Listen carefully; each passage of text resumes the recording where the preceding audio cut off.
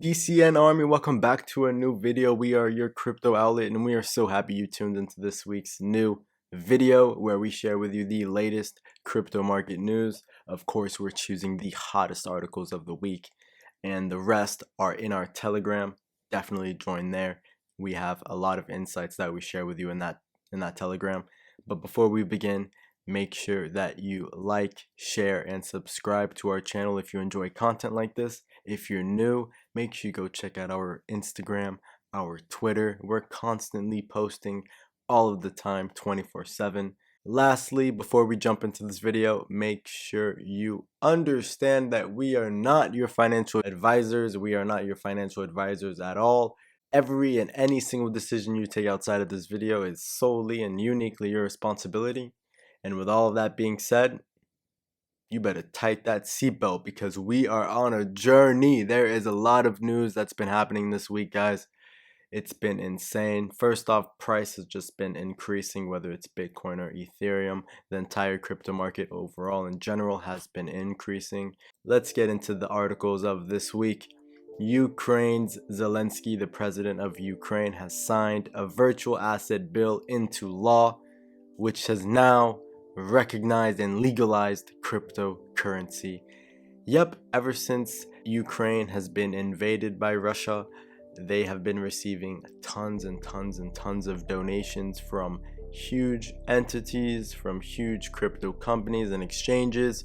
A lot has been sent to Ukraine as far as donations. We're speaking about over $100 million in crypto donations. This is the first world crypto war. As you can see here, it's playing a major part in Europe. It's playing a major part in the economy in general. People are still donating, of course, to the cause that's happening in Ukraine, to the war that is happening, and it is still going on at this moment. So, of course, donations will continue to increase. We must take into consideration that the market will be regulated by Ukraine's National Commission on Securities and the stock market. Exchanges will be able to operate legally and banks will open accounts for them. Whether it's the economy, whether it's social, whether it's politics, it is entirely just chaotic in Ukraine at the moment, and of course in Russia as well.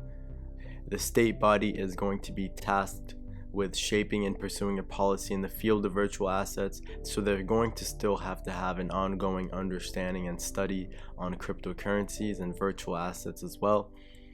And this is huge coming from Ukraine. It is now legal in Ukraine. Take a second and understand that Bitcoin is now legal in 2022 in the country of Ukraine. Coming from Crypto.com, of course, we know Crypto.com for all of their marketing schemes and marketing efforts that they've put into the world, boosting and allowing more exposure to the crypto economy. We must give a round of applause for them and their initiative to bring this market more into the daily lives of every single body. And here, of course, they're planning to roll out their first exchange platform. This is going to be targeted for the American economy. And they're pursuing US institutional investors through this initial launch phase. And then they will be looking forward to rolling out a crypto exchange for every single person as well. And these are the words from the CEO. So this Singapore-based company, Crypto.com, that we know that has invested already in the Staples Center to change their name to Crypto.com, you know, the home of the LA Lakers, they're getting ready to pretty much drop a US exchange platform, so people, especially institutional investors in the beginning, will be able to trade cryptocurrencies, invest. There will be certainly some type of custodial services that will happen after this as well. Crypto.com is looking to become a big player in the crypto economy as well. As you can see, many of their competitors such as FTX, such as Coinbase, such as Binance, all of these big companies are definitely competitors in a way, but they all have a similar vision, and that is to bring cryptocurrency to the forefront This is huge coming from Crypto.com, and very exciting to see what their exchange platform will look like and the feedback that users will give as well. More coming from banks. Here we have the banking giant HSBC that is partnered with metaverse firm The Sandbox. We know The Sandbox, of course, is a metaverse platform where you can enter the virtual world. As you know here, that the British bank has acquired a plot of land in the metaverse startup, so they actually are visible in the metaverse already. They're there to develop and entertain sports, esports, gaming, and finance professionals. The British bank has acquired a plot of land in the metaverse startup virtual world, as we said before, and they are not the only ones. Of course, there are many other companies that have done that as well, such as Gucci, Warner Music Group, and Ubisoft have also found land in the Sandbox metaverse. This is just humongous, coming from what Goldman Sachs expects to be a $12 trillion market in the future. Coming from another crypto exchange, also crypto wallet, definitely looking to be a big player in the crypto economy as well. We're speaking about none other than Coinbase. They have now enabled users to fund wallets from Chrome browser extension. So they've created something called the Coinbase Pay. Of course, if you go down here below and actually look at the article, you will find all different ways on how this actually is going to work and function. But pretty much it is to allow payments and transactions to be much more user friendly than how complicated it has always been in the beginning, because of course this is a growing industry, so things are going to arrive to the end user in a much more fashionable way at the expense of time. So this will happen over time, of course. And yeah, definitely look at Coinbase Pay.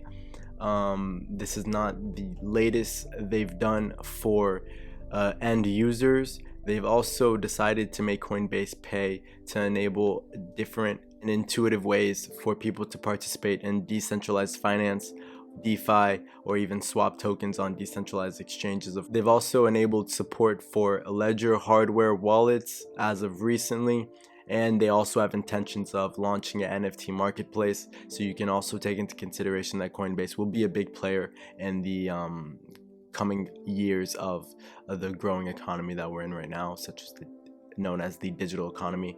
This is incredible. This will be a especially simplified process for American and Canadian Coinbase users who can also use debit cards for transfers as well. Incredible, and you're getting it all here right now on Daily Crypto Network. Really exciting news coming from another crypto exchange. FTX partners with AZA Finance. This will be an initiative to expand crypto and Web3 in general, so that includes all of the subcategories of cryptocurrency. The African markets are interested in the Web3 sector, and this is an initiative to help those that are looking for new financial tools and systems to live better, pretty much. All of this is done, all of innovation and everything that is new to the world is adopted at a wide scale because it is supposed to be for a better lifestyle in general. That is why we have IoT and computers and phones and all of this. It's so we can live better in a way. So they're looking to expand cryptocurrencies, NFTs, and the entire Web3 design to Africa. As you know, Africa's current population is over 1.2 billion people. That is huge. And if you take the initial consideration of what Bitcoin is originally, it is to bank the unbanked. It is to allow every single person that has access to internet to be able to transfer money digitally, and it still holds a value. And so this is huge for the African people who might not have the best of surroundings, the best of economies, and so this obviously brings unbalances to the economy and to the social aspect of the people of Africa, so they can find different outlets with cryptocurrencies, and this initiative will be huge for those people. Boom! More news for your head top. Now we're speaking about Qatar. Qatar is getting ready to explore digital banks and, of course, their own nation's CBDC. Primarily, they will be focusing on central bank digital currencies, assessing the opportunities and risk, of course.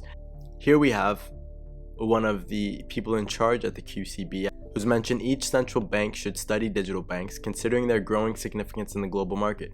We also see the direction of the market moving toward having a digital currency. However, it's still being studied whether we're having a digital currency or not. This is very interesting, and obviously many nations are going to have to at least assess and figure out whether this will be interesting for them. Of course, as well, down below, if you have a look, there's also the private Qatari bank, Dukhan Bank, that has examined the possibility of creating their own digital bank in Qatar, but that won't happen until, of course, they've finished already their assessments on central bank digital currencies.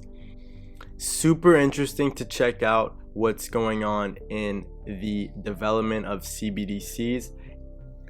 So as we get onto the Atlantic Council, you just write CBDC, Central Bank Digital Currency Tracker, and we can get all of the necessary information on how the development of central bank digital currencies is going at a large scale, at a wide scale.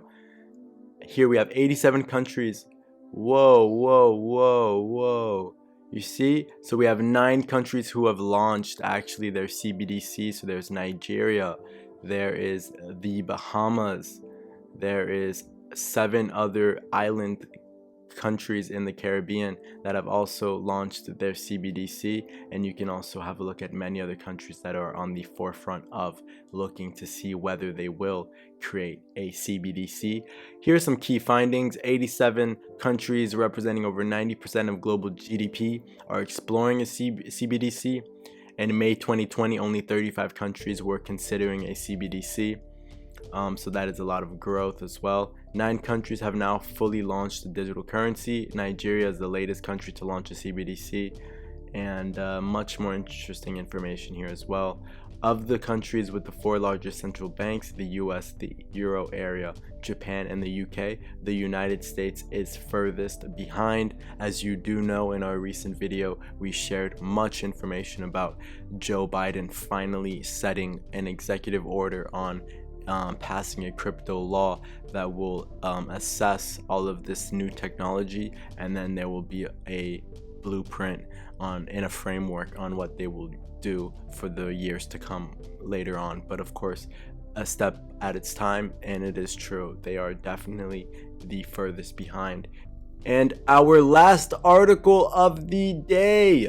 Listen, DCN Army, thank you so much for tuning into today's video. If you made it this far, drop a like because we appreciate you. Russia's largest lender, Sberbank, secures license to issue and exchange digital assets. This is huge news coming after what's been going on in Russia. All of the EU and US sanctions that have happened on Sberbank have assisted, of course, to the economic collapse in Russia. They will be able to allow local companies to issue their own digital assets and to lure market investments, and they can also purchase digital assets through Sber's system or make other such transactions under the new license. And this is just insane because of the US and EU sanctions that have been placed onto Russia. They've also even considered, it's insane because even several Russian banks said on Sunday they would start issuing cards using the Chinese Union Pay card operator system, coupled with Russia's own Mir network, especially after Visa and MasterCard said they were suspending operations in Russia. So via all of these sanctions going on, the question that we leave with you is crypto a solution to transact regardless of authoritarian sanctions that are worldwide sanctions, global sanctions that have real effects on real people? This is the question we have for you. And of course, this is just insane now that we have the Russian central bank allowing one of their largest banks to pretty much invest in the crypto economy. So what does this mean for price? What does this mean for the crypto sector? This means that much more institutional investors, much more actors, much more individuals are entering the market. So the crypto market is becoming much more dense at this moment. With all of these people that are going to enter the market, it is going to be euphoria at a high level. All of this is happening on the Daily Crypto Network. We appreciate you for tuning in to today's video. If you haven't done so yet, make sure you like, share, and subscribe. Have a great rest of your weekend. Ciao, ciao.